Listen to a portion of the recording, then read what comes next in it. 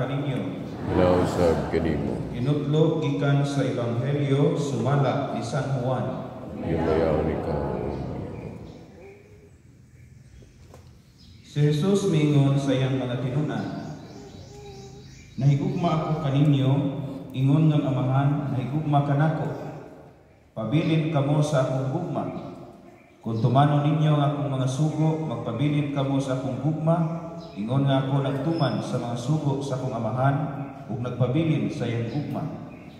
Gisultihan ko kamo niini aron mabatunan ninyo ang akong kalipay, ug mahingpit ang inyong kalipay. Kini maong akong sugo. Paghigugma ay kamo, ingon nga ako nahigugma kaninyo. Ang labing dakong gugma nga ikahatag sa usa ka tawo ngadto sa iyang mga higala, maong pagpakamatay alang kanila. Kamo akong mga higala, kung buhaton ninyo ang isugo ko kaninyo. Dili ko na kamo tawgon nga mga sulugoon, kaya ang sulugoon dili mahibalo sa gibuhat sa iyang agalon. Pinunuan, tawgon ko kamo nga akong mga higala, kay gisultihan ko man kamo sa tanan nga nadungog ko sa akong amahan. Dili kamo mao nagpili kanako, ako ang nagpili kaninyo. Ug ipili ko kamo aron manglakaw ug mamungag daghang mga bunga nga mulungtad. Busa ihatag kaninyong samahan bisag sa inyong pangayoon kaniya sa akong ngalan. Kini mao ang isugo ko kaninyo paghigugma ay kamo. Ang Ebanghelyo sa Ginoo.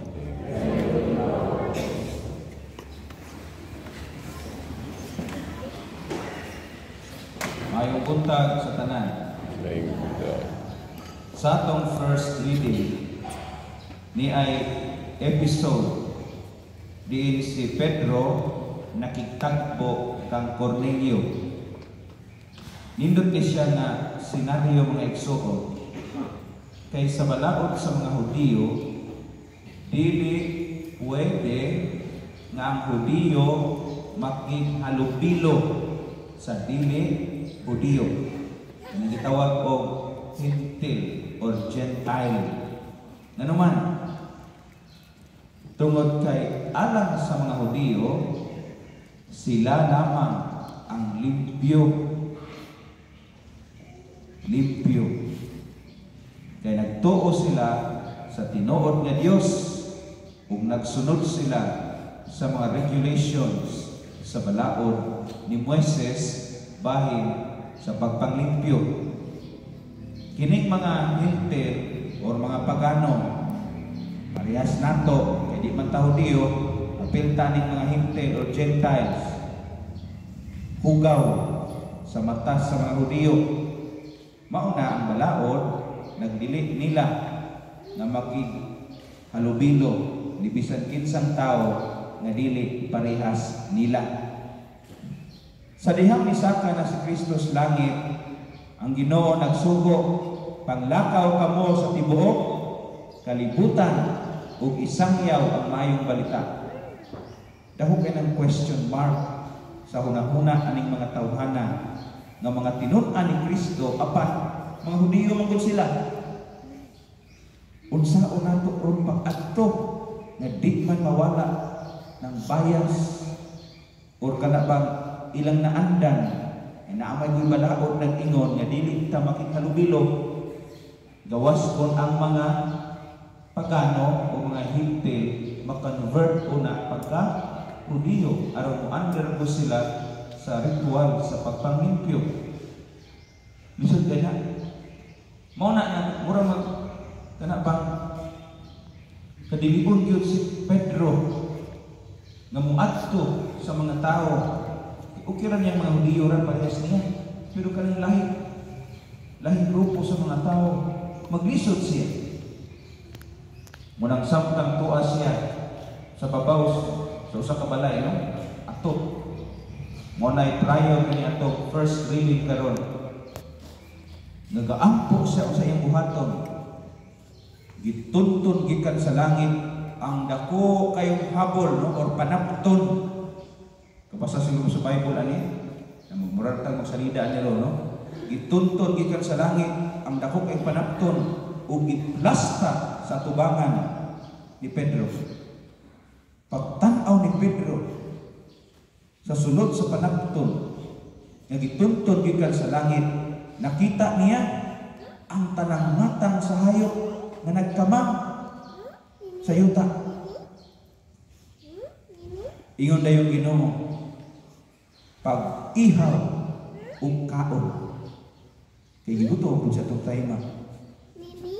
Posible kay bawal mas mga Hudiyo mga una nanging mga nanap kadi pagkaon sa mas baboy. Pagtanaw ni Pedro, kita susog baboy, no? Or unsang mananapang ibawal sa Old Testament, ingon si Pedro, Ginoo dili ko. Na di balibad na pod kay wa pa kasudlig hugaw kini akong baba. Unsay tubag sa Ginoo? Ayaw tawag hugaw ang ginalilisan o ginalimpyuhan na sa Dios. So nabuka yung mata, no? Nga dili na di ay ta na mahimong bias sa uban. Kadtong balaod nga nagdili aron sila makihalubilo, aron siya muduol, itangtang sa Dios aron ang tanang katawhan makaadto sa ginharian nga walay katapusan. Amen? Unya, kining si Cornelio usab gipakitaan sa anghel kay sundalo man ni si Cornelio, no? Centurion nga makitagpo siya kang Pedro. Nya kini si Cornelio pagano. Si Pedro di lang ganahan makitagpo kay di man parehas niya. Karon kay gisugo man gid sa Ginoo, mao to ni adtos Pedro kay gitagpo man pud sa mga sakop ni Cornelio. Nag-abot silang duha. Nag-abot sila. Muna'y unod karon sa atong first reading, mga igsuon, nga pag panuktok sa mga tao ni Cornelio, si Pedro, sa gibuhat niya, iyang ipasulod. So, na-convert na siya. Ano man, ang buhaton unta niya, di niya pasudlon. Niya iyang ipasulod, hindi ko ito Hudiyo. Pagsulod, iya pang ipahigda. Pagkaugma, nang lakaw sila. Ilang iadto si Cornelio. Suga kuyog. Kuyog sa balay, kuyog pagpanglakaw. Pag-abot dito sa balay ni Cornelio, samot ng daghan na po kayo dito mga pagano. Tuapos si Cornelio nga nag-share sa experience sa Ginoo. Kaya tuo magod si Pedro ng Ginoo para ra sa mga Hudiyo. Suski para man di ay sa tanan. Muna gitawag og Katoliko. No? Universal. Inana ng Ginoo, Katoliko. Universal siya. Dili lang sa usa ka nasod, sa usa ka grupo sa mga tao, kundi alang yun sa tanan. Samtang ni-share na si Cornelio sa experience sa Ginoo, nidungog na ni Pana ni Pedro, yun sa pagpangga sa Ginoo si Cornelio. Unsay nahitabo? Ingon dayon si Pedro, karon nailako na nga ang Dios walay pinalabi. Nakarealize din siya ang mahadlokon kaniya o nagbuhat sa matarong iyang dawaton sa walay pagsapayan sa bulok sa iyang panig. Yang pinakanindot kining sunod nga statement ni San Lucas sa Acts of the Apostles. Samtang nagsulti pa si Pedro, mikunsad ang Espiritu Santo kanilang tanan nga namati sa mensahe. Muna'y Kristiyano tanan nga buhian sa Espiritu Santo. Ngano ako maning i-share ninyo karon mga igsoon? Tungod kay mao kini ang sugo sa Ginoo sa itong ebanghelyo, paghigugmaay kamo. Paghigugmaay kamo. Kanang gugmas Ginoo, dili na binasi sa unsay akong feeling, unsay akong pagsabot, unsay akong gusto. Ang gugma mao nga mugawas ka sa imong kaugalingon musunod ka sa sugo sa Ginoo. Amen? Amen. Mo na igugma, mo na ingon ang Ginoo sa Ebanghelyo karon, ang nahigugma kanako magtuman sa mga sugo. Buntay pasabot, kung di ka magtuman sa sugo sa Ginoo, wa ka nahigugma. Mingumutan na siguro mo, nganong ang pagsunod sa sugo sa Ginoo mo man itag ugma tungod kay walay sugo ang Ginoo nga dili makaayo nato. Kung musunod ta sa Ginoo, kabalutan nga that is for His glory, pero kabalubot ta nga para po na sa atong kaayuhan. Kay walay tinguha ang Ginoo, bato ka nato, kanunay na gayon, alang sa atong kaayuhan. Munang mugawas ta sa kagalingon, di ta musunod sa atong mga bayas, di ta magpadala sa atong gibati, kundili bisag supak ang atong gibati, supak ang atong gusto, kay mo'y sugok sa Ginoo. You have to obey. Mao na'y tinuod nga gugma. Mao na'y gibuhat ni Pedro. Nalimang ka, nagbatak siya, nadakog siya, anang pagtuo sa Diyo. Munang lisod kaayo, ang pagsunod unta sa kabubuton sa Ginoo. Nga makikalubilo, nga musangyaw ngadto sa dili parehas nila. Pero tungod kay sugo sa Ginoo, after his realization, he decided to obey God. So ang gugma di ay usa ka desisyon na himuon sa tao para sa Ginoo. Kung balikon, ang gugma usa ka desisyon. Parang dita, naitawo nga nangayog pasaylo nimo, nakasala nimo. Nya kini tawhan na bukan ni punod sulod sa imong utok. Siga kuna-una madisturbo ka, no? Kung mahimo pa lang mawala sa imong pananaw, kagalakot ka, dako kay atraso nimo. One day iduol nimo nangayo pasaylo. Nakik gusto makiglamanok. Ang atong garbo mo ingon, ayaw dawata ka mo. Likay, palayo. Unay natural na to. No? Palayo. Ikaw masiging simba. Ikaw nga nagtuo ni Kristo. Nagipasinatin sa gugma. Namatod pa sa Ebanghelyo, yung na Ginoo, ako ang unang nahigugma kaninyo. Gipilit ko kamo, na? Ginoo kapilit na to, kay gihigugma ta niya. Karon, usa may mong buhaton. Na naka sa akto, kung tumanon pa nimo kining balaod sa gugma. The heavens nagtan-aw nimo. Unsay imong buhaton? Sundo nimo ang imong kaugalingon o sundo nimo ang Ginoo. Ingon ka, kung ako lang masunod, never. Wa ko lahi ang tawhana, maglungot-lungot ko ang tawhana. Kung mag-iskot ang ika sa ngalan, marag gahi imong gib, imong alingag-ngag, agis imong kalakon.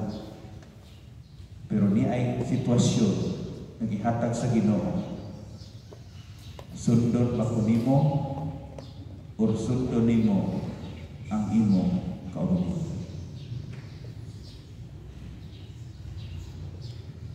Love is a decision. Dili tinuod nga ang gugma kanang ganahan ka. Doon na ay ganahan ka, kinaanad na ka sa pagbuhat o maayo. Pero most of the time, dili ka ganahan. Pero kay sugo man sa Ginoo, musunod ka, dapat niya. Munang imong ihatag, imong pong itunol imong kamot. Bisag Ingon ka sa imong God mo, ayaw pa sa iluwa, ayaw tinggi. Tell yourself, I'm sorry. Dili ako ang masunod. Ang Ginoo dapat ang masunod. Mo na igugma mga igsoon.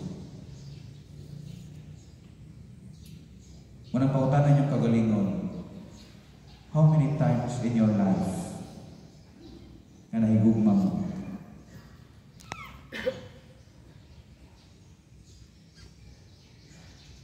How many times? Basin ba? Gatong nahigugma na mo, pero in the end, you only love yourself. Kay most of the time, ang imong gisunod is yourself. Pag ingon nimo di ganahan niya imong likayat. Karon buntag Domingo kapoy imong lawas kay gahapon daghang kang gitrabaho, moingon ka ibo kulay ang simba, adi lang ko oy. Karon ra bitaw. Actually, pag mata pa lang nimo kay Domingo na nakasa sitwasyon, you have to decide, no? Unsa man, musimba ko o dili. Kabalo na ka ng pagsimba, kabubuton sa Ginoo, appeal as 10 commandments. Ingon yung ka, bisag bugat yung tiil. Ako pukso na kong pagalingon. Decide ko para sa Ginoo, dili para sa akong kagalingon. Gawas lang kung nasakit ka, accepted ka sa pagtambong sa Santos nga misa. Hinana mga igsoon, sa mga temptation nato kada adlaw, na kay pamilya, na kay asawa, ubana, ya dunay sitwasyon nga diin tuwa ka, mo decide ka. Ingon yung kas kang kagalingon, asa may akong pilion, ganahan na ba ko ani? Gusto na ba na ko ani? Pilion nimo ang pagbuod sa Ginoo. Kung imong timbang-timbangon, ginamit imong kasing-kasing, di gyud attractive ng iyas Ginoo. Amen? Kaya nga naman, mukontra man sa atong gusto. Di gyud attractive. Panalitan mo kita ng kwarta, naibag diya ng kwarta, bilid sa simbahan. Ang temptation, ako syudad o nino, kaya naman ko'y panginahanglan nun. Wala, yung kasing-kasing ganahan yun ipadala. Pero pangutana, saan mo kayo mong sundo? Imong gusto o ang gusto sa Ginoo? Temptation. Kaya gugma, desisyon para sa Ginoo. Ayaw ingon nga, I think di ko makahtag ng limos. Nga naman, I don't feel it. Kaya kung kanay mo sundon, may impirno ka. Kaya most of the time, di taganahan. Kaya dili man popular or attractive kanunay ang sugo sa Ginoo.